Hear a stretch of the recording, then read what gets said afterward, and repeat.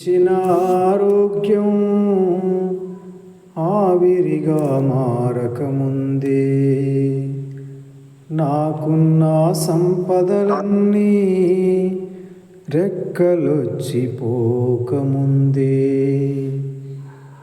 ఆడుకో యేసయ్యా నీ కాడి నే మోస్తా, వాడిపోకముందే నన్ను వాడుకో, పొద్దు వాలిపోకముందే నన్ను వాడుకో.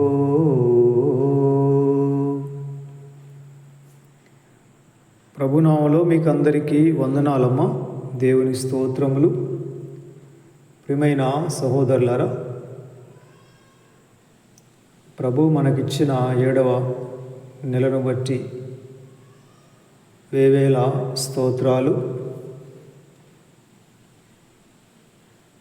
దేవుని ప్రేమించు వారికనగా ఆయన సంకల్పం చొప్పున పిలువబడిన వారికి సమస్తము మేలు కలుగుటకై సమకూడి జరుగుచున్నవని ప్రభువును స్తుతించండి. క్రీస్తునందు ఉన్నవారికి ఏ శిక్షా విధి లేదు. ప్రభువునందు మన ప్రయాసము ఎప్పటికీ వ్యర్థము కాదు. నీతిశూరుడైన యేసుక్రీస్తునందు ఏది కూడా వ్యర్థము కాదు. కనుక స్థిరంగా ఉండండి, బలముగా ఉండండి, పూర్ణమైన పట్టుదలతో విజ్ఞాపన చేస్తూ ఉండండి. నమ్ముకొనదగిన సహాయకుడు కారు చీకటిని ఉదయముగా మార్చగలిగిన వాడు, అంధకారాన్ని మధ్యాహ్నం వలె మార్చగలిగిన వాడు, బ్రతుకుని మధ్యాహ్నకాల కాంతి కంటే అధికముగా ప్రకాశింపచేయగలవాడు,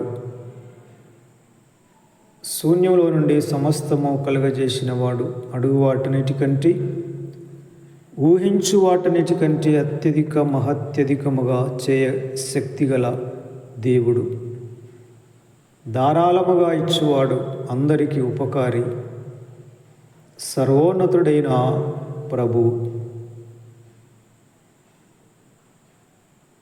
ఆయనకే మహిమ, ఘనత, ప్రభావములు కలుగునుగాక. ప్రియమైన సహోదరులారా, లూకాసు వార్త 11వ అధ్యాయం 25వ వచనం నుండి, అపవిత్రాత్మ వచ్చి ఆ ఇల్లు ఊడ్చి అమర్చి ఉండుట చూచి వెళ్ళి తనకంటే చెడ్డవైన మరి 7 అపవిత్రాత్మలను వెంటబెట్టుకొని వచ్చును. అవి అందులో ప్రవేశించి అక్కడనే కాపురముండును. అందుచేత ఆ మనుష్యుని కడపటి స్థితి మొదటి దానికంటే చెడ్డదగునని చెప్పెను. ప్రియమైన సహోదరులారా, మన సరిహద్దుల్లో, మన హృదయములో క్రీస్తు ఉంటే అట్టి జీవితము నానాటికి వర్ధిల్లుతుంది, నానాటికి వర్ధిల్లుతుంది. మాట యందు, క్రియల యందు, ఆలోచనలో, ప్రవర్తనలో సమస్యలు వచ్చినప్పుడు స్పందించే ఆ విధానం మొత్తము నానాటికి డెవలప్మెంటే ఉంటుంది, కానీ డిక్రీజ్ అనేది ఉండదు, తగ్గిపోవడం అనేది ఉండదు. క్రీస్తు నేను రాకముందు నీకున్నది కొంచెమే, అయితే నేను వచ్చినప్పటి నుండి నీ సరిహద్దులు బహుగా విస్తరించెను, అత్యధికముగా విస్తరించెను.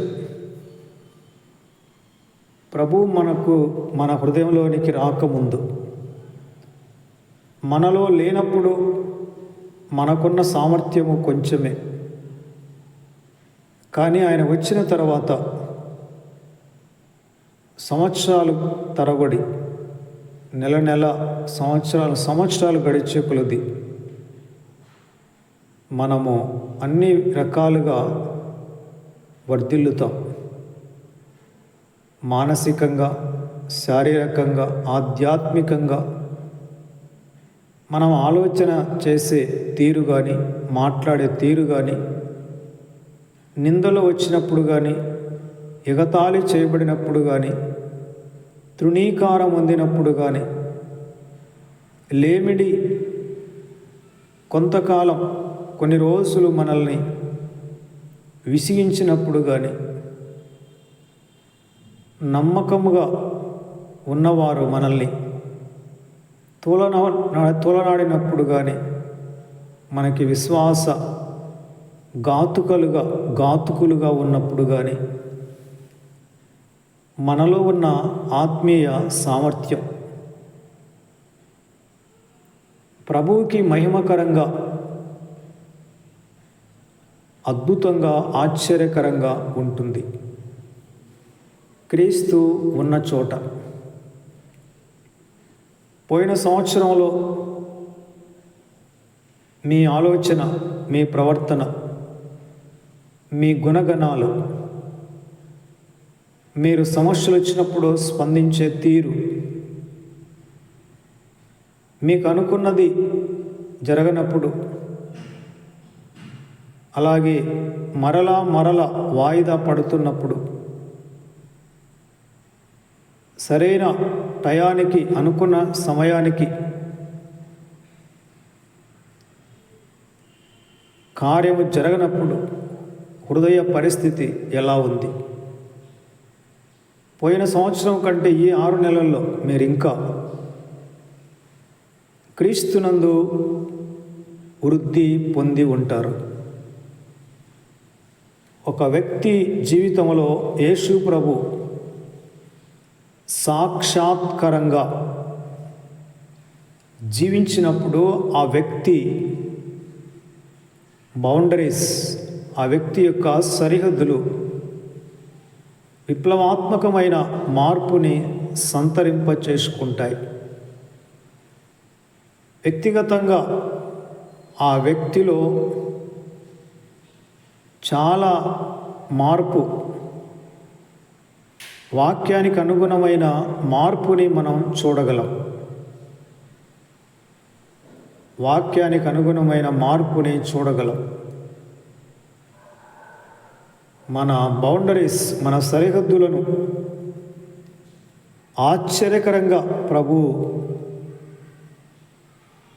విప్లవాత్మకమైన మార్పులు కలుగచేస్తాడు. విప్లవాత్మకమైన మార్పులు. మనం బైబిల్ చదవడం కానీ, ప్రార్థన చేసుకోవడం కానీ, వాక్యాన్ని అర్థం చేసుకోవడం కానీ, అలాగే దేవుని ప్రణాళిక, దేవుని నడిపింపు, ఆయన అడుగుజాడలు గుర్తించడము కానీ, పోయిన సంవత్సరం కంటే ఈ సంవత్సరంలో ఇంకా మనము మెరుగై ఉంటాం. క్రీస్తు ఉన్న వారి జీవితంలో వాక్యానికి సంబంధించిన మెరుగుదల, ప్రకాశం, విప్లవాత్మకమైన మార్పులు వారిలో జరుగుతుంటాయి. అక్రమం అనేది క్రమక్రమంగా తగ్గిపోతుంది. వారు దేవుని ప్రేమ చేత, పరిశుద్ధాత్మ వలన కలిగే ప్రేమ చేత నింపబడతారు. ప్రభు ఆలోచన చేసినట్లుగా, ప్రభు మనస్సు కలిగి, ప్రభు చూసినట్లుగా, ప్రభు మాట్లాడినట్టుగా, ప్రభు అడుగులేసినట్టుగా ప్రభువుకి మరీ దగ్గరగా, సమీపంగా నానాటికి చేరుకుంటారు. మా నాన్న ఉన్నప్పుడు ఒక మాట అనేవాడు, నీవు యేసు ప్రభువులో నానాటికి పెరుగుతున్నావే కానీ నువ్వు ఏ విషయంలో కూడా తగ్గిపోలేదు, ఏ విషయంలో కూడా తగ్గిపోలేదు. ఈ రకంగా బైబిల్ చదివినట్టుగా పుస్తకాలు చదివింటి లోక సంబంధమైన చదువు ఈ పాటికి జిల్లాకు కలెక్టర్ అయి ఉండేవాడివి అన్నాడు. అంటే ఎప్పుడు చూసినాడు కాబట్టి దగ్గర ఉండి, ఇదేమి భక్తి, ఇదేమి ప్రార్థన, తోట దగ్గర ఉన్నా ఇంటి దగ్గర ఉన్నా ఎప్పుడు అదే లోకమా, తగ్గిపోతాడు అనుకుంటే మా నాన్న అనేవాడు, మందిరానికి వచ్చే వాళ్ళని మీరందరూ వెళ్తుంటే మా వాడు ఇంకా డెవలప్ అవుతాడు, ప్రభువులో ఇంకా డెవలప్ అవుతాడు. మీరే గనుక మందిరానికి వెళ్ళడం ఆపేస్తే వాడు కూడా ఆగిపోతాడు, చల్లారిపోతాడు. కనుక మీరు ముందు ఆగిపోండి అని మందిరానికి వచ్చే వాళ్ళకి చెప్పేవాడు. కానీ ఇక్కడ ఒక లాజిక్ మా నాన్నకి అర్థం కాలేదు. అంటే నేను ఎవరో వస్తారో వాళ్ళ కోసం నేను ఆత్మీయంగా ముందుకెళ్ళాలి, బాగా ప్రార్థన చేసుకోవాలి, బైబిల్ చదువుకోవాలి, వాక్యానికి అనుగుణమైన గుణాలు నాలో ఉండాలని మనుషుల కోసం నేను ఎప్పుడూ అలా ఆశపడలేదు. నేను ఎప్పుడు అనుకుంటాను, నేను నమ్ముకున్నప్పుడు ఒక్కనే నమ్ముకున్నాను కాబట్టి ఇప్పుడైనా నేను ఒక్కడినే ప్రభువు కోసం జీవిస్తాను. ఎవరో వస్తారు, వాళ్ళందరి కోసం నేను బలపడాలి ప్రభువునందు. నేను వాళ్ళ కోసం కాదు ఈ ఆత్మీయ యాత్ర. ప్రభు నాకిచ్చిన ఆత్మదాహం, నాకిచ్చిన ఆత్మ వేదన కొలది నేను ప్రార్థన చేసుకుంటున్నాను. చాలామంది అడుగుతారు ఎప్పుడు కూడా, శుక్రవారం ఆదివారమే కదా జనాలు వచ్చేది, మరి నువ్వు రోజు వెళ్తావు, మరి రోజు వస్తారా జనాలు అని అంటారు. నేనంటాను, నేను వాళ్ళు వస్తారని నేను వెళ్ళడం లేదు. రోజు నేను వ్యక్తిగతంగా ఏకాంతంగా ప్రభువుతో సహవాసం చేయడానికి నేను వెళ్తాను. నాకు నేనుగా వ్యక్తిగతంగా ఏకాంతంగా ప్రార్థన చేసుకుంటాను. అంతేగాని వాళ్ళ కోసం నేను ఈ భక్తి, ఈ ఆత్మీయత నేను చేయలేదు. నా ఆత్మకి పరమాత్ముడైన క్రీస్తు ఏకమై ఈ లోకంలో నా ప్రాణం ఉన్నంత వరకు ఆయనతో నేను కలిసి నడవాలని, ఆయన ఉన్నాడు అని తోటి మనుషులకి ప్రత్యక్షపరచాలని, ఆయన ఉన్న జీవితం ఎలా ఉంటుంది, ఆ మనిషి ఎలా ఉంటాడు, దేవుణ్ణి ఎవరు ఎప్పుడు చూడలేరు, ఏ మానవుడు చూసి బ్రతకలేడు. కానీ ఆయన ఆత్మ కలిగిన మనం క్రీస్తు ఇలా ఉంటాడేమో. కొంతమంది అంటారు, యేసు ప్రభు ఎలా ఉంటాడో మేము చూడలేదు, కానీ నీ జీవితాన్ని మేము చూసినప్పుడు యేసు ప్రభు ఇలాగా ఉంటాడేమో, ఇలాగా ప్రవర్తిస్తాడేమో, నీ ద్వారా మేము ప్రభువుని చూస్తున్నామో అని అంటారు. చూశారా?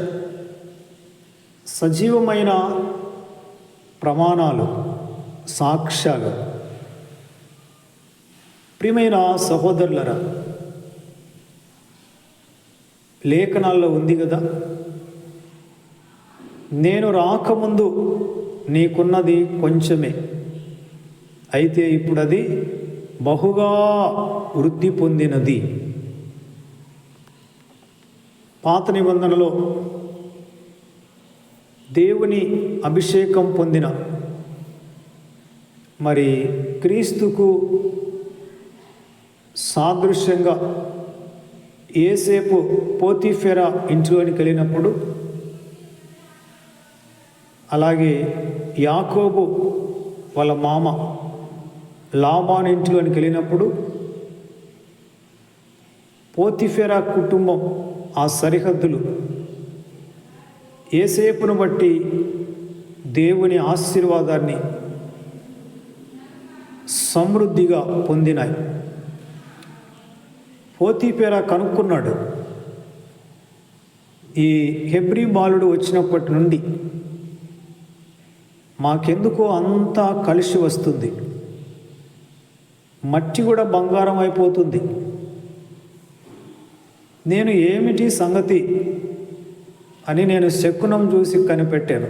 అడిగితే నాకు తెలిసిన సమాచారం ఏంటంటే, అదిగో ఆ హెబ్రీ బాలుని బట్టి మీ సరిహద్దులు విప్లవాత్మకంగా డెవలప్ అవుతున్నాయని, కారణం ఈ హెబ్రీ బాలుడే యోసేపే అని నాకు తెలిసింది.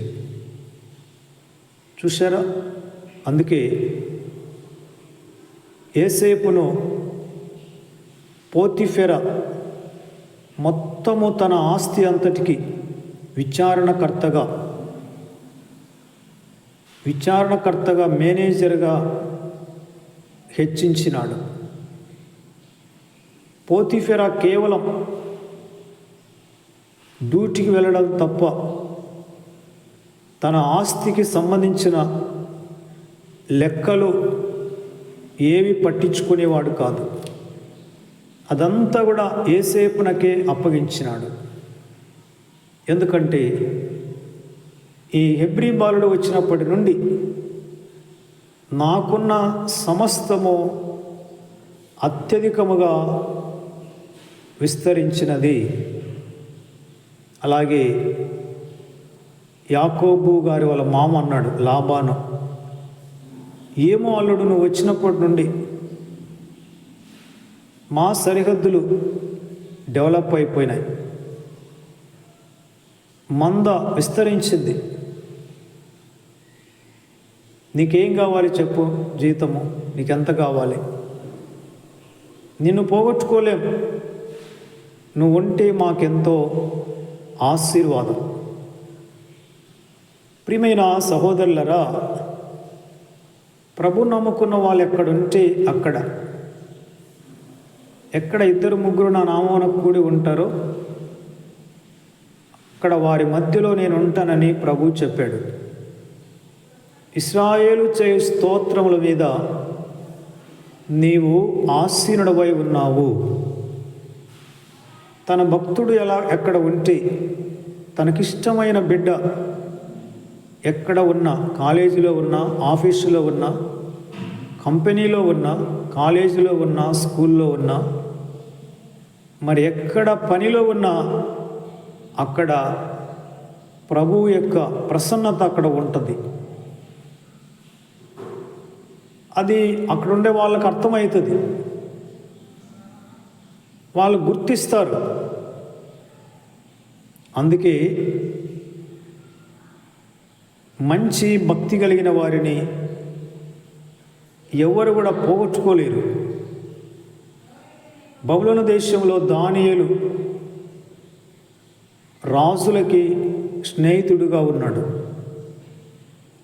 ప్రవక్త అయిన దానియేలును సింహాల బోనులో వేయాలంటే దర్యావేషు రాజు చాలా బాధపడ్డాడు. తప్పించడానికి ఎన్నో ప్రయత్నాలు చేసినాడు, కానీ వాళ్ళు పోనివ్వలేదు. సింహాల బోన్లోకి పంపిన తర్వాత దర్యావేసు రాజు దానియేలు ప్రవక్త కోసం ఆ రోజు రాత్రంతా ఉపవాసంతో మౌనంగా ఉన్నాడు. పాటలు లేవు, సంగీతము లేదు, భోజనం తినలేదు. మంచివాడిని, నీతిమంతుణ్ణి సింహాల బోన్లో వేసిన ఏమైపోయినాడో, ఆ మంచోడు నీతిమంతుడు ఏమైపోయినాడో అని ఆ రోజు భోజనం తినలేదు. ఆ రోజు సాయంకాలం నుండి తెల్లవారి వరకు పాటలు, సంగీతం మొత్తం కట్ అయిపోయినాయి. ప్రవక్త అయిన దానియేలు కోసం రాజు దుఃఖంలో మునిగిపోయినాడు. ఒక టెన్షన్, ఎప్పుడెప్పుడు తెల్లవారుతుందా, ఎప్పుడెప్పుడు తెల్లవారుతుందా, ఎప్పుడెప్పుడు కోడికి వస్తుందా అని కనిపెట్టుకొని ఉన్నాడు. కంటికి నిద్ర లేదు. ఏమైనాడో, ఒకవేళ సింహాలు కొరికేసినాయేమో, అలాంటి మంచివాడిని, నీతిమంతుణ్ణి మేము పోగొట్టుకుంటే మా దేశానికి ఎంత దోషం వస్తుందో, ముఖ్యంగా నేను రాజుగా ఉన్నప్పుడు అలా జరిగితే నా సంతతి శపించబడిపోతుందేమో అని ఒక భయంకరమైన దిగులు పట్టుకున్నది. ఇంకా తెల్లవారుతుంది. అప్పుడు ముక్త కంఠంతో గడగడ వణుకుతూ సింహాల బోను దగ్గరికి వెళ్ళాడు. తలుపు దగ్గరికి. జీవము గల దేవుని సేవకుడు పోయిన దానియేలు, అనుదినము సేవించే నీ దేవుడిని రక్షించినాడా? వెంటనే అక్కడ రాజు చిరకాలం జీవించునుగాక. రాజా,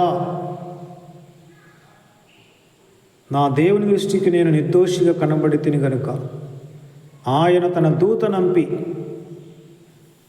సింహాల నోళ్ళని మూసినాడు. రాజు చిరకాలం జీవించునుగాక అన్నాడు.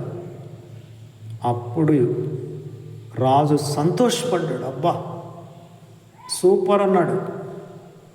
రాజు ప్రాణం ఉల్లాసంతో నింపబడ్డది. ఎగిరి గంతేసినాడు. చూడండి, ఒక పరాయి దేశంలో నుండి బానిసగా వెళ్ళిన యూదా బాలుడు పరాయి దేశంలో ప్రవక్తగా ఎదిగి మా దేశానికే ప్రాముఖ్యమైన వ్యక్తిగా, రాజులు మెచ్చుకునే వ్యక్తిగా, దయ పొందిన వ్యక్తిగా, రాజులే అతని క్షేమాన్ని కోరుకున్నారు. పౌలు గారికి కూడా దేశాధికారులు స్నేహితులు ఉన్నారు. ప్రియమైన సహోదరులారా, పాత నిబంధనలో ఏలియా, ఎలీషా ప్రవక్తలు రాజ్యాలు నడిపించేవారు. రాజ్యంలో ఏది జరగాలన్నా రాజులు వచ్చి వాళ్ళని సలహా అడిగేవారు. వాళ్ళను బట్టి రాజ్యము క్షేమంగా ఉంది. వాళ్ళను బట్టి రాజ్యములో దేవుని దయ ఉంది, దేవుని ఆశీర్వాదం ఉంది. వారు ఏది పలికితే అది జరుగుతుంది. అందుకే రాజులు భయపడ్డారు వాళ్ళకి. నా ఆశ కూడా అదే. ఈ మాట ఎన్నోసార్లు నేను చెప్పి ఉంటాను. సేవకుడు అంటే అల్లాటప్ప కాదు, భిక్షగాడు కాదు, ఖతర్నాక్ కాదు, మనుషులను మోసగించేవాడు కాదు. సేవకుడు అంటే దేశాధికారులే అతన్ని సలహా అడగాలి. Praise the lord. ప్రభుత్వాలు అతని దగ్గర సలహా తీసుకోవాలి. ప్రపంచ సువార్థికుడు బిల్లీ గ్రహం గారు ఉన్నారు కదా, అప్పుడు ఆయన ఉండేవాడు, ఇప్పుడు లేడు, ఆయన మహిమలోకి వెళ్ళాడు. అయితే ఆయన ఇంచుమించు 50-60 సంవత్సరాల పైన,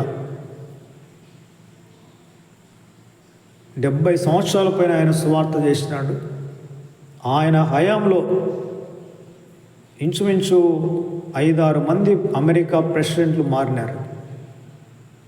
అయితే ప్రతి ప్రెసిడెంట్ ఆయనకు ఎంతో ముఖ్యమైన వాడిగా బిల్లీ గ్రహం గారు ప్రెసిడెంట్లకి మారిపోయినాడు. అంతగా ఆ అమెరికా అధ్యక్షులు ప్రెసిడెంట్ వాళ్ళు అప్పుడు జార్జ్ బుష్ వాళ్ళు రకరకాలు ఉండేవారు. ఇంచుమించు 5-6 మంది ఆ ప్రెసిడెంట్ గారిని ఆ బిల్లీ గ్రహం గారు దీవించేవారు. అప్పుడు ఎవరో అన్నారు, అయ్యా నీకు పెద్ద ఫాలోయింగ్ ఉంది కదా, నీవు కూడా అమెరికా అధ్యక్షునిగా పోటీ చేయొచ్చు కదా అన్నారు. అప్పుడు అన్నాడు ఆయన, ప్రభు నన్ను అమెరికా ప్రెసిడెంట్గా పిలవలేదు నైనా, నన్ను ప్రపంచ సువార్థికునిగా పిలిచినాడు. నా పని సువార్త చేయడమే, నేను ప్రెసిడెంట్గా పిలువబడలేదు, అది నా పని కాదు. దేవునికి స్తోత్రం. చాలామంది సేవకులు కొంత డెవలప్ అవ్వగానే రాజకీయాల్లో కలిసిపోయి వాళ్ళ జీవితాలు జోకర్లాగా ఖతర్నాకుల్లాగా మారిపోతున్నారు కొంతమంది. ఒక ఆయన అయితే ప్రపంచంలో 120 దేశాలు తిరిగి సువార్త చేశాడు, కానీ ఈ రోజున ఆయన యూట్యూబ్లో జోకర్గా మారిపోయినాడు. ఎవరు వారికి ఇచ్చిన తలాంతుని ఆ మార్గంలో వెళ్తేనే ఆ జీవితానికి విలువ, అలా కాకుండా వచ్చిన విలువని వచ్చిన సామర్థ్యాన్ని దుర్వినియోగంగా లోక సంబంధంగా వాడితే బ్రతుకే బస్టాండ్ అయిపోతుంది, విలువ లేకుండా అయిపోతుంది. ప్రియమైన సహోదరులరా, ఎవరు చేసేది వాళ్ళు చేయాలి, వాళ్ళకి ఇచ్చింది దాన్ని అదే ట్రాక్లో వెళ్ళాలి. ఎంతసేపు రైలు ట్రాక్ మీద వెళ్ళాల్సిందే కానీ నేను రోడ్డు మీద వెళ్తానంటే అవుతుందా? కుదరదు. ఏది ఎక్కడ వెళ్ళాలో అక్కడ వెళ్ళాలి. ప్రియమైన సహోదరులరా, చేప నీటిలో సూపరే, కానీ చేపను బయట పడేస్తే 5 నిమిషాల కల్లా గిలగిలగిల తన్నుకొని చచ్చిపోతుంది. కానీ నీటిలో అంటే సూపర్ ఫాస్ట్ పోతుంది. ప్రియమైన సహోదరులరా,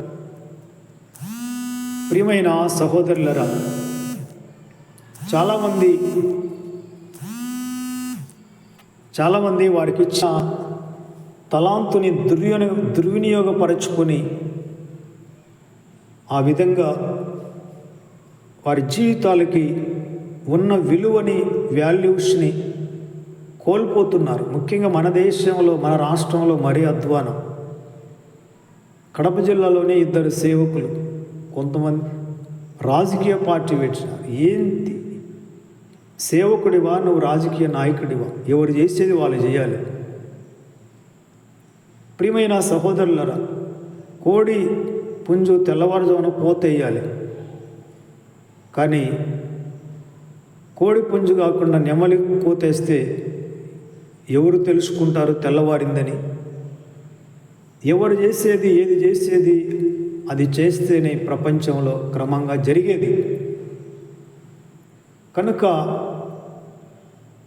ప్రభువు నమ్ముకున్న వాళ్ళు, ప్రభువుని కలిగిన వాళ్ళు, వారు ఎక్కడ ఉన్న ఆ ప్రాంతాలకి, ఆ సరిహద్దులకి వారు దీవెనకరంగా ఉంటారు.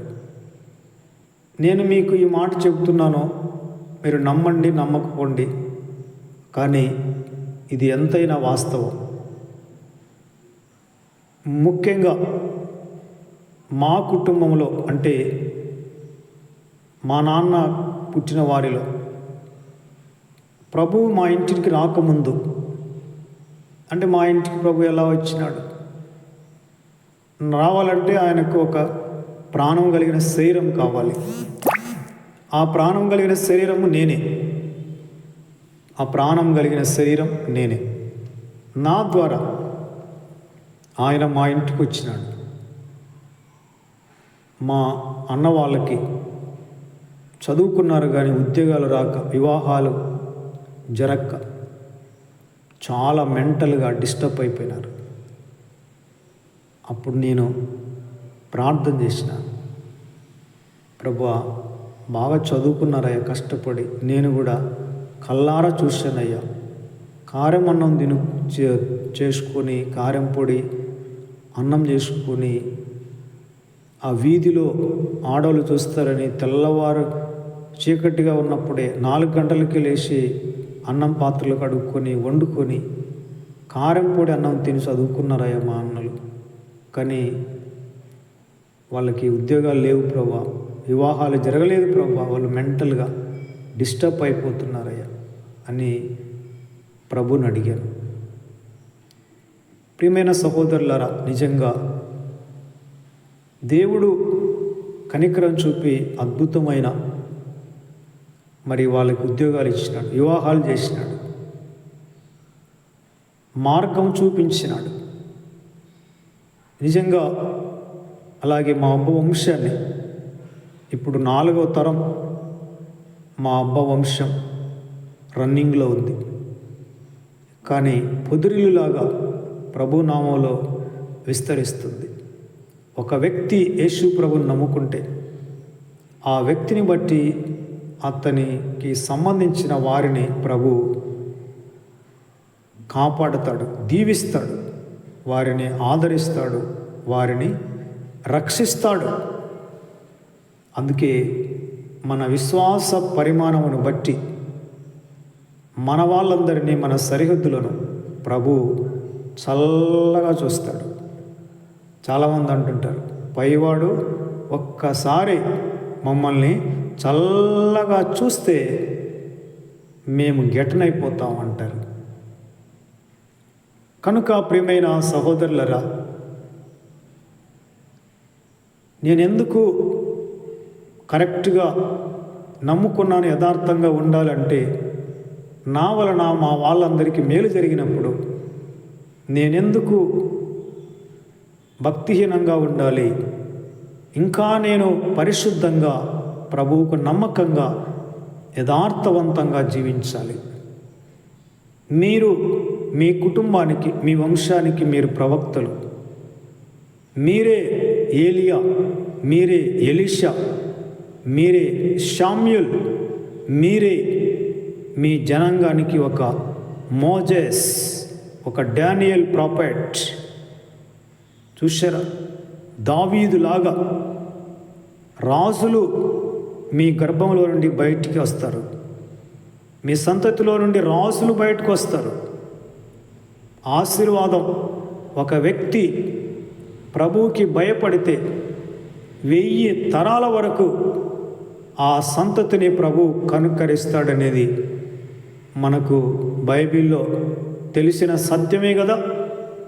కనుక మనం తెలుసుకున్న వారిని, ప్రభువును కలిగిన వారిని, మనల్ని బట్టే మన వంశాలు, మన బంధువులు, మన గ్రామాలు, మన సరిహద్దులు, మనం తిరిగే ప్రతి చోట విప్లవాత్మకమైన ప్రభు యొక్క కనికరాన్ని, దయను సంతరింపజేసుకుంటాయి. కనుక మనం స్థిరంగా ఉంటే, మనం యథార్థంగా ఉంటే, మనం నమ్మకంగా ఉంటే మన వాళ్ళందరూ బాగుంటారు. నువ్వు నిజంగా మీ వాళ్ళందరూ బాగుండాలంటే ముందు తెలుసుకున్న నువ్వు ప్రభునందు నమ్మకంగా ఉండు. ఆటోమేటిక్గా మీ వాళ్ళందరూ సేఫ్గా ఉంటారు, క్షేమంగా ఉంటారు, క్షేమంగా ఉంటారు. సుఖకరమైన నివాసాలు, నిమ్మలమైన కాపురాలుగా ఉంటారు. వారు ఎక్కడ ఉన్నా, ఏం చేస్తూ ఉన్నా ప్రభు యొక్క కనికరము, ప్రభు యొక్క కాపుదల, ఆయన రెక్కల నీడలో వాళ్ళని ప్రభు మోస్తాడు. Praise the lord. చూడండి, మనం నమ్మకంగా జీవిస్తే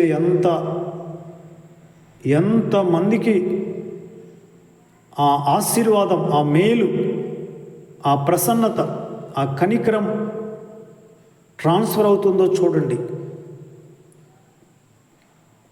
ప్రియమైన సహోదరులారా, యేసు ఉన్న ఇంటిలో శాంతి, యేసు ఉన్న ఇంటిలో నెమ్మది, యేసు ఉన్న ఇంటిలో ఆరోగ్యం, యేసు ఉన్న ఇంటిలో నిరీక్షణ, యేసు ఉన్న ఇంటిలో దేవుని ప్రసన్నత. కనుక యాకోబులాగా, యోసేపులాగా మనమే యాకోబు, మనమే యోసేపు. సొలొమోను కంటే గొప్పవాడు ఇక్కడ ఉన్నాడు అని ప్రభువు చెప్పినాడు. ఇక్కడ ఉన్నాడంటే ఆయన ఎక్కడున్నాడు? మనలో ఉన్నాడు. అంటే మనం ఎవరమే? మనలో ఉన్నవాడు సొలొమోను కంటే గొప్పవాడు. యోనా ప్రవక్త తిమింగలం కడుపులో 3 దినాలు ఉన్నట్టుగా తిరిగి బయటకు వచ్చినట్టుగా మనిషి కుమారుడు భూగర్భంలో 3 రోజులు ఉండి బయటకు వస్తాడు సజీవంగా. ప్రవక్త కంటే గొప్పవాడు ఇక్కడ ఉన్నాడు అంటాడు. అంటే ఆయన ఎక్కడున్నాడు? మనలో. అంటే మనములో ప్రవక్త కంటే గొప్పవాడు ఉన్నాడు. సొలొమోను కంటే గొప్పవాడు ఇక్కడున్నాడు. Praise the lord. కనుక ప్రియమైన సహోదరులరా, మనం ప్రభువుని కలిగి ఈ లోకంలో జీవిస్తే మన బౌండరీస్లో, మన సరిహద్దుల్లో జరిగే గొప్ప కార్యాలను మీరు ఇప్పుడే దర్శనంలో చూడండి. స్తుతించండి. మరియమ్మ గారు అన్నారు కదా, సర్వశక్తిమంతుడు నాకు గొప్ప కార్యాలు చేసినాడు.